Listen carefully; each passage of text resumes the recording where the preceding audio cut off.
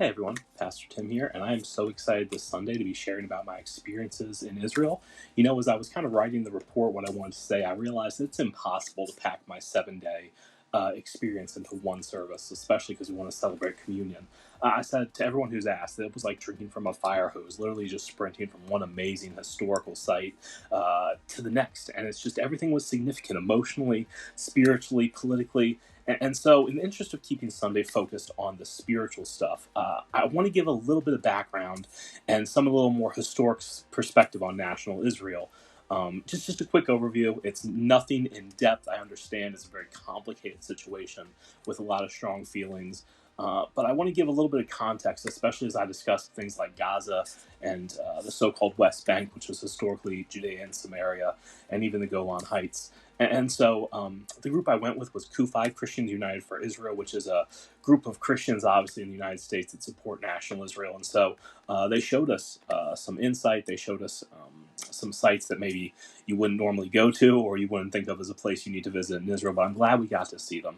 And so before I talk about all that, let me just give you a little bit of context, a summary of what happened in Israel, which currently is about the size of New Jersey, the state I live in, with a population of about 9 million, about the same as New Jersey. So kind of superimposing what happened historically in Israel makes a lot of sense, being from New Jersey. So I got some maps, I got some pictures. Hopefully this will help you understand a little bit more about national Israel. And then on Sunday, I hope you'll come join me to hear about all the spiritually significant stuff, and we're going to celebrate communion together. So the first thing we need to understand is that in the world, there are over 50 majority Muslim countries. 19 of them, the official religion is Islam.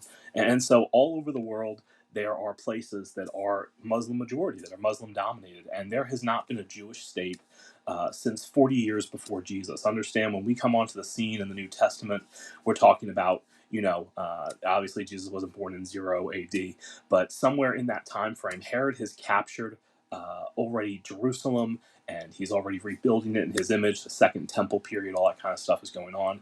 And so there has not been a Jewish state since 40 years before Jesus shows up on the scene until modern day. And so how did we get there? How do we get a modern state of Israel? You see, the British declared what they called the Balfour Declaration in November 1917, where they pledged and they committed to, quote, the establishment of a national home for the Jewish people. In what was part of the Ottoman Empire, but as they obviously lost in World War One, the British people took control of what was called the British Mandate. And it's important that they said it's not a state, it's a national home, and that's led to all kinds of problems since that declaration was made. So 1917, the Balfour Declaration. In 1922, the British divided what would become Israel into two administrative districts. You can see on the slide here that Jews would be permitted only on the west side, which is east of the Jordan River. You see it there in the beige, and the Arab population would be set to the east. And now, so fast forward from 1922 to 1939, and the British government has altered the Balfour Declaration in what's called the White Paper. The White Paper recommend that they limit Jewish immigration to 75,000 Jewish people per year, with the goal of ending Jewish immigration into Israel by 1944. Now, that's May of 1939, and if you know your history, something else happened in 1939. In September, World War II begins, and as the Jewish immigration into the newly partitioned Jewish neighborhoods was limited, Hitler ramped up his final solution, ultimately killing over 6 million Jewish people by the end of the war in 1945.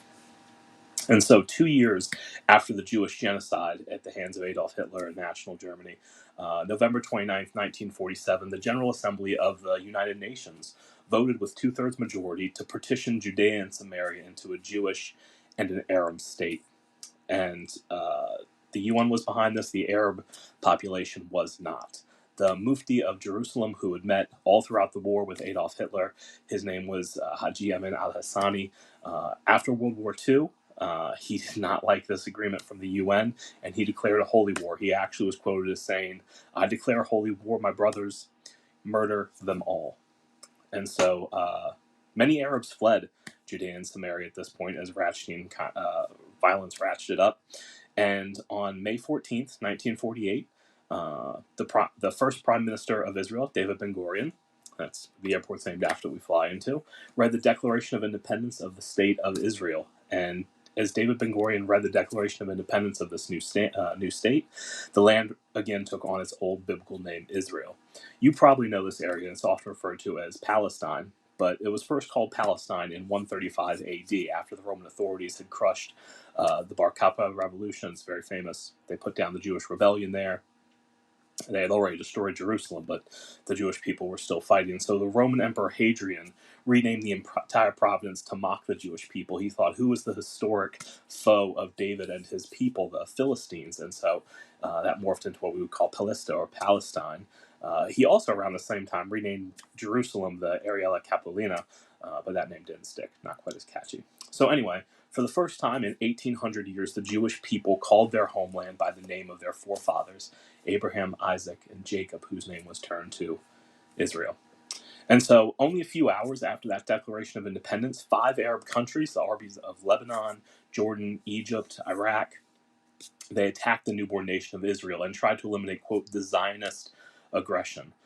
9 months later, Israel emerged victorious, although completely outgunned, outmanned. They were not outmaneuvered, and this nascent Jewish state survived against overwhelming military firepower. In fact, many people call it miraculous. How else could you explain it? And so, just 20 years after being an independent nation and fighting for that independence from their Arab neighbors, war broke out again. 20 years later, the Six-Day War started in 1967, and Israel was forced to defend itself again, where Arab countries mobilized over 250,000 troops. That's more than the Russians sent into the Ukraine right now, on a full-scale invasion. And Israel famously preempted this invasion, destroying the entire Egyptian Air Force, grounding their planes.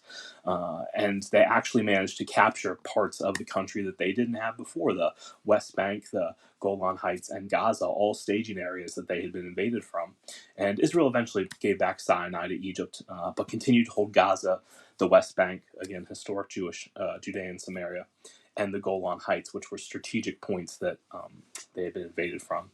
So this is the least in-depth explanation of Israel in history, but hopefully it's just a little bit of background, because we have been fighting over this plot of land for a long time. And I'll mention this part on Sunday, how this is nothing new, how people have been fighting over the land, claiming for it to be their inheritance as long as they've existed. In fact, we read in John 8, verse 31, Jesus is talking, and he says, to the Jews who had believed him, Jesus said, if you hold my teaching, you are really my disciples.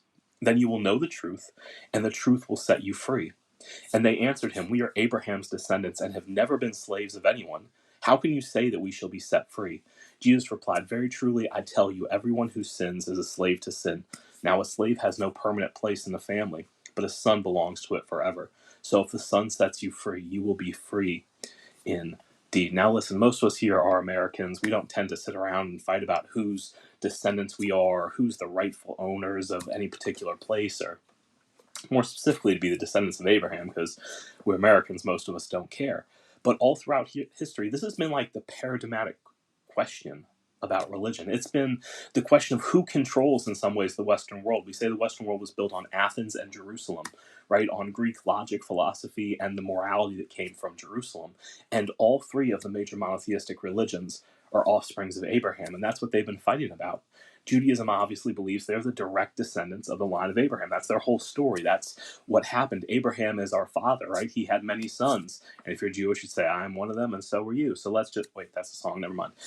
They're the people of Abraham, Isaac, and Jacob. Jacob's name was changed to Israel. He had 12 sons, which were the 12 tribes who lived in historic Israel. And we're that nation, we're that people. That's what Jews would say, the true sons of Abraham. And then in around 610 AD, right, 2,700 years after Abraham lived, Muhammad comes onto the scene and he creates Islam, which says that we are the true descendants of Abraham, right? His first son that Abraham had was with Hagar. Ishmael is our lineage, and so is the firstborn son. It's our birthright. Abraham's true descendants come from Ishmael's line, not Isaac. And we are those people. And so the Islam people believe in the Islam are fighting the Jewish people, and then later Christians come along, and while those guys are fighting, they say, well, actually, we're the true children of Abraham, because in a metaphorical sense, we've kind of been adopted, right? The Bible says that his descendants will outnumber the stars in the sky. God promised Abraham, and now that Christ has come in his spirit, we're those true spiritual sons of Abraham. And you can read all about how Christians have been grafted into the Jewish way, the Jewish lineage in Galatians 3, Philippians 3, Romans 4.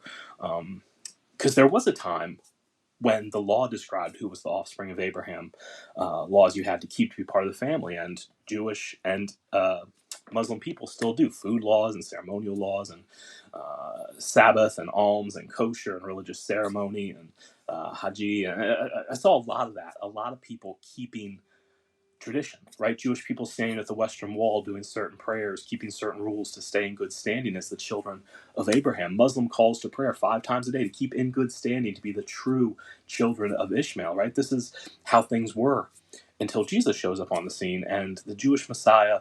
And Paul would argue that this time is over. I heard it explained kind of like this: the laws were kind of like the rocket ship that got us into orbit, and they've broken off and fallen away now that we're kind of arrived in this new orbit of how things are done. And there was a point to them in salvation history. They got us through a period, but now that point is gone. And the reality in this passage, which I'm going to deal with a little bit more in depth on Sunday, is that Jesus is dealing with Jewish people, but he's dealing with religious people.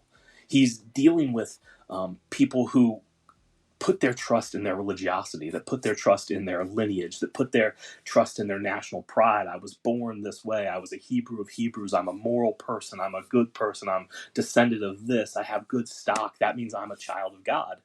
And maybe that's not your struggle because maybe that's not your heritage, but you live in this really religious space, right? You do certain rituals you think make you right with God. You come to church, you tithe, you do devotions, right? You don't watch those movies. You don't really swear, at least not the big words.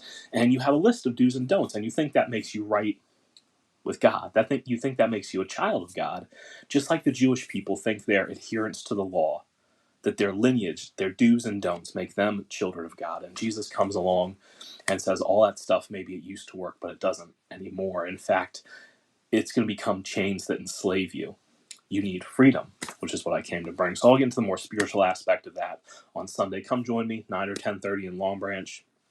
We'll celebrate communion at the end because that's what Jesus came to accomplish, to set up a new covenant with us. But this is the story of Israel today, of religious people everywhere, so sure of their place with God because of their lineage or their good standing, that God must love them because they're from the right line. They do the right things. They say the right things. In fact, in Israel right now, many Jews are secular. They have no moral standing or don't even follow the Jewish law, but because they're from the line of Abraham, they think that they are right with God. And so, with all that in mind, let me just show you some amazing things that I saw throughout Israel. And for this video, I just want to show you what's often called the occupied territories. I simply won't have time to go into these Sundays, so I want to make sure that I gave you guys a quick video and see some of the pictures because it was amazing. And it was honestly the most heartbreaking part of the trip because it's just difficult to see. And people, again, have so strong opinions about national Israel and the occupied territories, and it's so complicated and it is controversial. And I don't have time to take apart the more nuanced parts of these, but as somebody who's been to the border, I can tell you that there's no easy answers.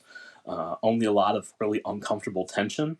And in a country the size of New Jersey with about as many people, you understand how close things are, how on top of things people are, and how deeply held disagreements can become a normal part of daily life. And so the first place we went was to the Golan Heights, which is, we went off-roading. We had to get in these crazy Land Rovers. We drove through, up to the running bar water. We went over mud. We went to this old, like, bombed out Russian building, and it was formerly in Syrian territory. And we learned about who they call the greatest Israeli spy. His name is Eli Cohen.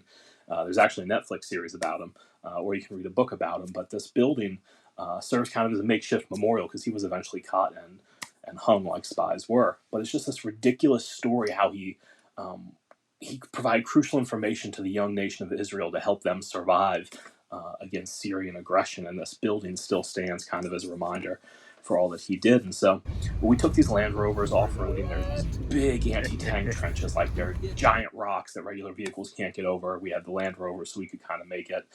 These tiny roads between minefields, there's still active anti-tank mines there. We went to the Syrian border where this old tank still kind of stands watch. It was very overcast. It was misty. It was kind of, again, just surreal where we pulled up on this tank keeping watch. And there are some active military maneuverings. We saw 2 Israeli tanks that were stationed. They weren't moving. And just talked about how they kind of just keep watch here. And it's crazy. They say this is actually their quietest border, that not a ton goes on here. And actually, while we were there, as we were getting back on the bus, a bunch of the pastors' phones started blowing up because apparently two surface-to-air missiles had accidentally been launched from Syria towards Israel.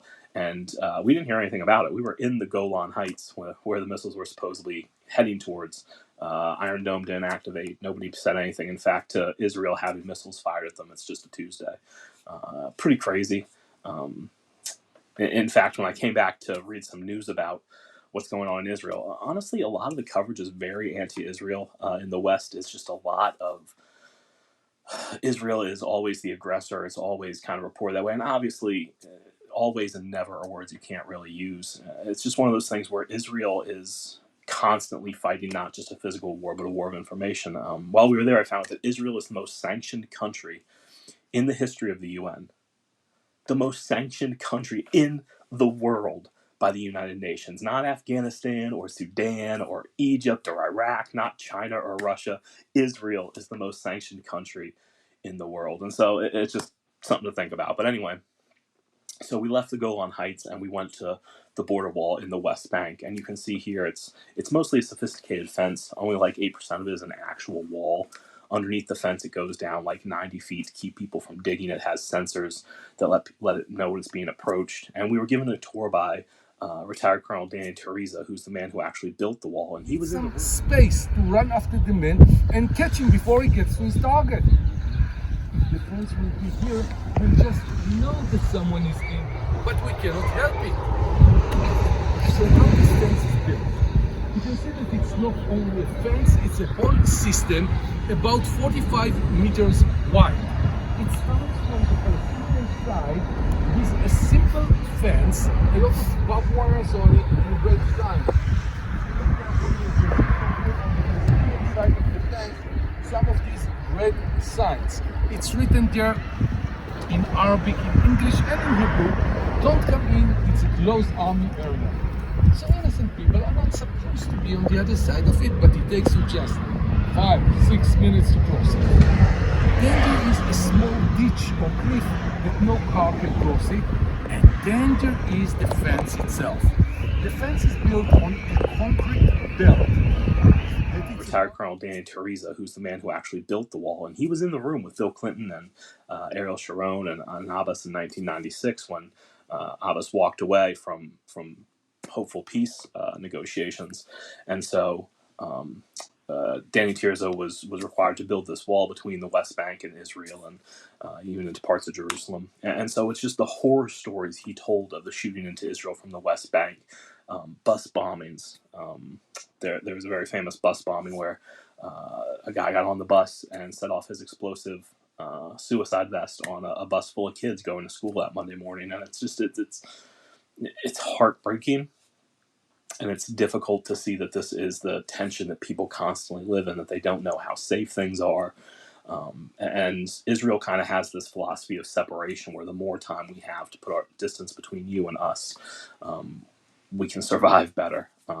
You can look at the picture here at the beginning of kind of the fence there. There are some white buildings close to us, and those are the refugee camps, they call them. And most of them actually commute to Israel for work. They go through the checkpoints and they come to Israel to work. They're contractors. They work in the schools, or it's a lot of just people trying to live. These aren't everybody's not an extremist, and it's just interesting here the people who live in these refugee camps, because the UN traditionally allows people to be refugees for 10 years. Except here, there are some families going to their fourth generation, which are considered refugee status, and it's really pretty heartbreaking. The West Bank and Gaza, they're both controlled by the Palestinian Authority for the most part. The president, Mahmoud Abbas, he's in the 16th year of his fourth-year term.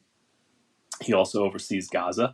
Last year, he canceled elections again, leading Hamas. So this guy, keep in mind that when he canceled elections, Hamas, the terrorist group, accused Abbas of staging a coup.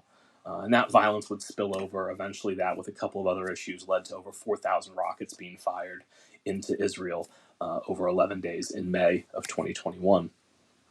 And Israel always retaliates. They don't usually take that line down. And they target terror production sites, explosive devices, safe houses, place where intelligence is being gathered. Israel weapons, they're extremely accurate. They tend to hit what they aim at.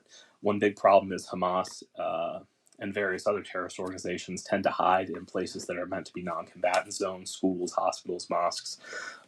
Famously, last year, there was actually a Hamas cell that met in the AP building in Gaza. So there's offices for Al Jazeera, the AP News Network, and Hamas. And Israel called them up and said, "Leave, get out of this building right now, because we're going to blow it up." And they're pretty famous for that. Anywhere that is occupied, they want to minimize any casualties. But there's actually a recording of Israeli officer saying, "Evacuate the building right now. We're going to bomb it."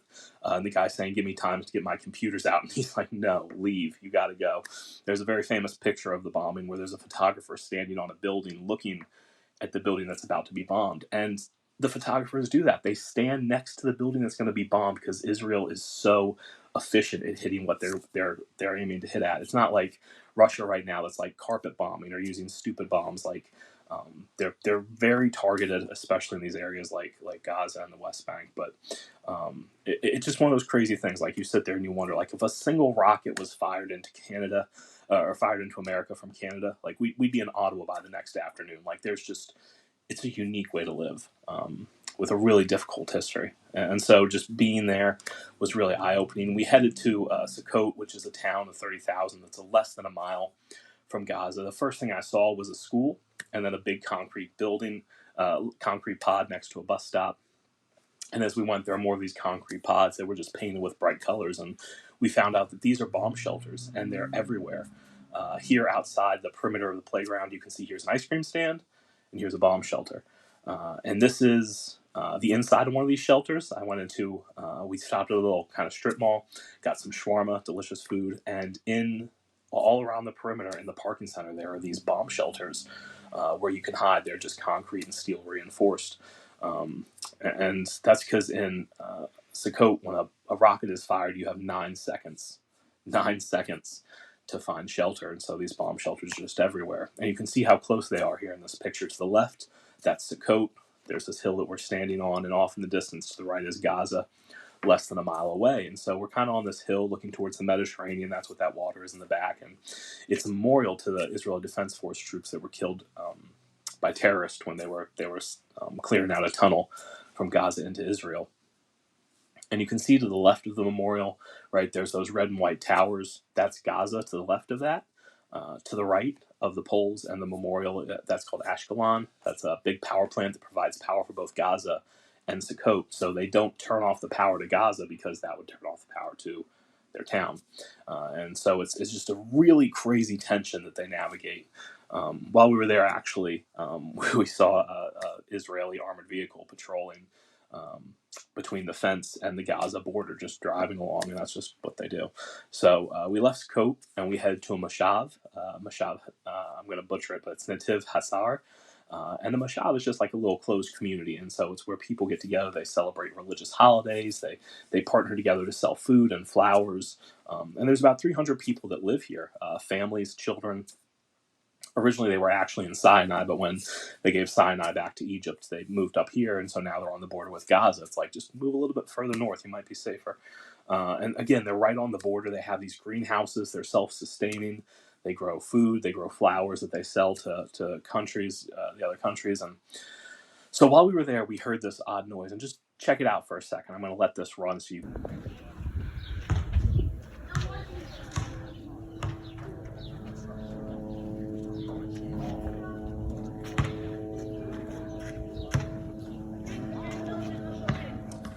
That's a drone overhead, and the administrator of the community said it's like a fan to her, that she can't sleep without it. And so I just need you to understand how surreal it is to see kids playing pickup basketball, just immune to the sound of weapons of war above them.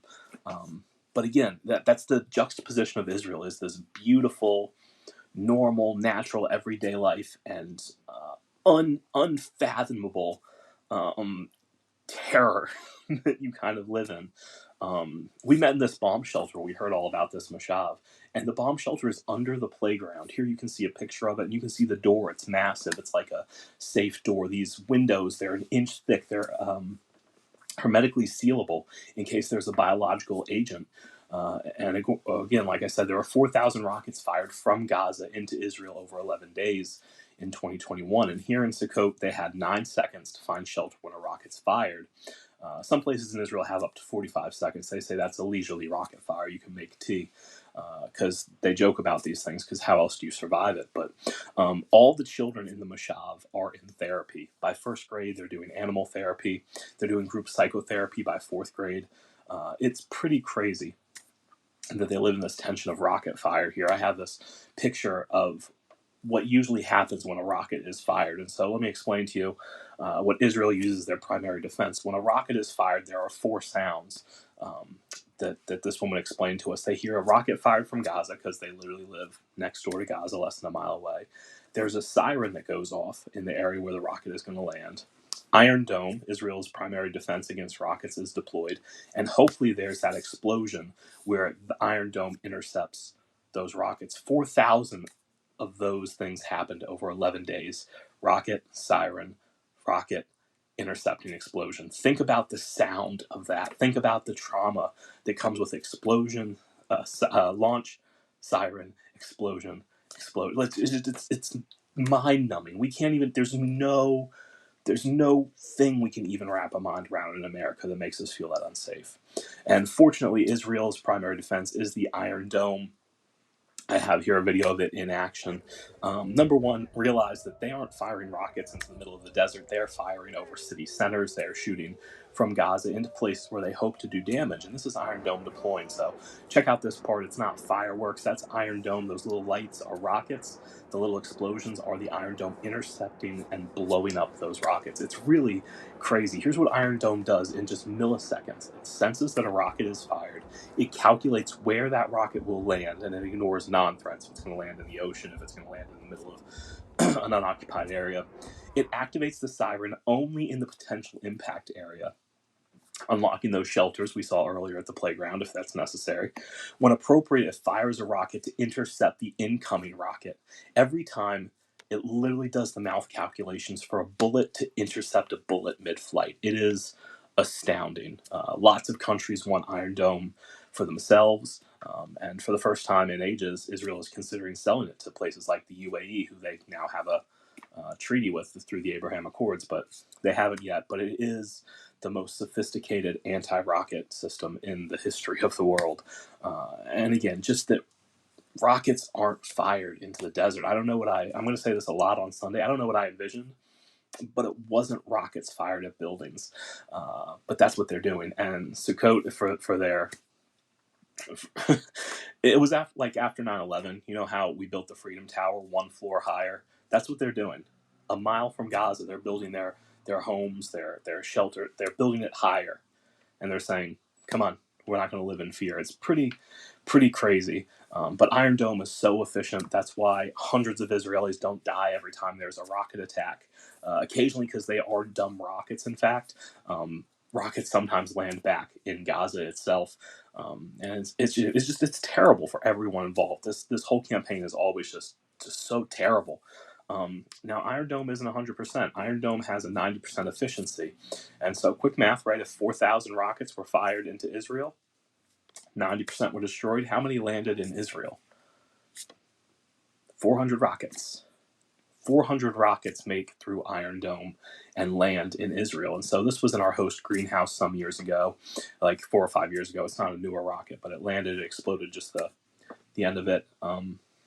It's crazy. Right now, mostly they're mostly dumb rockets. They just, and they just kind of land where they're going to land. But they're really concerned because Iran has been supporting through proxy players, Hezbollah and Lebanon and West Bank in Hamas in the West Bank, and it's kind of growing threat to people, again, who have 9 seconds to find shelter. It just makes it more difficult to protect against. And so we went to the literal border. Again, there's a smart fence. We're told we're being watched at all times. The IDF can be on the spot in minutes. They say only women are allowed to watch the border because they're the only ones good enough to multitask. That I believe. You can see this slide here. This is the Israeli side. It was crazy, actually. While we were there, we saw this weather balloon go up. And I don't know if you read these stories, but there are accounts of Hamas attaching explosives to weather balloons and just letting them kind of float over. And so we saw this weather balloon rise, but we were told it was from the Israeli side, where they wanted to do a little bit more slow moving recon. And so it's just to keep extra eyes over Gaza. Again, it's just surreal that this is how people live and work. And so on this trip, we saw so many incredible things. We heard from an Israeli Defense Force colonel who's currently active working in operations in northern Israel. We heard from a former Palestinian Authority journalist. He used to write for NBC, and he wrote he wrote for the Palestinian Authority and now for the Jerusalem Post after he was threatened in his home in Ramallah. He's a Muslim Arab that lives in Israel, and just super fascinating stuff. He's explaining as a Muslim living in Israel what it's like, how it's crazy because there are actually 14 Arab members on the Knesset in Israel. That's kind of like the Jewish parliament. And just how actually that faction actually aligned with the current faction in power to oust Benjamin Netanyahu, that it was the Arab delegation that made the difference to actually change the course of who would be prime minister in Israel. And it's crazy. He was explaining there's almost 2 million Arabs who live and vote in Israel. They're not in the occupied territories. They're in Israel proper. And in a country of 9 million, 2 million of them are Arabs. And it's just so interesting outside of the occupied territories how Muslims and Jewish people kind of live in peace. They can coexist. I don't know the answer. Former Prime Minister Benjamin Netanyahu was famous for saying that if the Arabs lay down their weapons today, there would be no more violence. If the Jewish people laid down weapons today, there would be no more Israel. Based on what I've seen, based on even what I've heard as a sheltered Westerner, I can't disagree with that sentiment. It's a complicated situation, but it's complicated for a lot of reasons. I was so thankful. We went to multiple museums, the Friend of Zion Museum, the Yitzhak Rabin Center. He's dedicated to a prime minister who was assassinated while working for peace. He won the Nobel Peace Prize for the Oslo Accords. Obviously went to Yad Vashem, the World Holocaust Memorial, where they are working actively to identify as many victims of the Holocaust who died unknown, unremembered. They're working, by their account, 24/7 to give names and return identities to the masses who died nameless. It's really heartbreaking and humbling, just what Israel has been through, not just biblically, but currently, and the people in that region, the things that they do to survive. And so Israel is a place of rich, dramatic, difficult history. The Bible tells us to pray for the peace of Jerusalem, probably because God knows that 2,000 years later it would still take a miracle for that to happen. That's a lot of the tougher stuff, but I think probably necessary insight. A little bit as Westerners, we don't get a lot of the whole story or even know some of the story. Again, Israel is a place where everything is older than America, and their history is long. And so hopefully that gives us a little bit of context of modern Israel.